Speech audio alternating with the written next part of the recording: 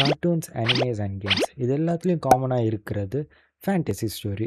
அதாவது ஒரு கற்பனை கதை. அண்ட் இதே கற்பனை கதை தான் நம்ம வந்து லைவ் ஆக்ஷன் மூவிஸ்லேயும் கன்சியூம் பண்ணுறோம். Accept documentary of course. So real லைஃப்பில் நடக்கிற ஒரு ஆக்ஷனை நம்ம 2D ஆர்ட் மூலியமாகவும் இல்லை ஒரு 3D மாடல் மூலியமாக ஒரு ரியல் லைஃப் இன்சிடென்ட்டை இன்ஸ்பயர் பண்ணி வச்சு அதை ஆனிமேட் பண்ணுறது தான் 2D ஆர் 3D அனிமேஷன்ஸ்.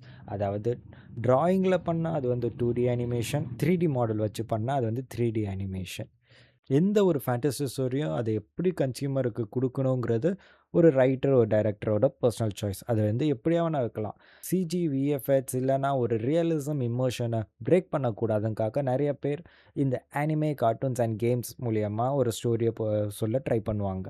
இது எதுக்குன்னா, ஃபர்ஸ்ட் ஆஃப் ஆல் இந்த வேர்ல்டில் இருக்கிற எல்லா எலமெண்ட்ஸும் ஒரே ஆர்ட் ஸ்டைலில் அடங்கிரும். ஸோ நீங்கள் எக்ஸ்ட்ராவாக பிஎன்ஜியை போட்டு அங்கே ஒரு ஃபயரோ இல்லாட்டி ஒரு அன்ரியலிஸ்டிக் 3D பிளாஸ்ட்டு உருவாக்கணும்லாம் தேவையில்ல.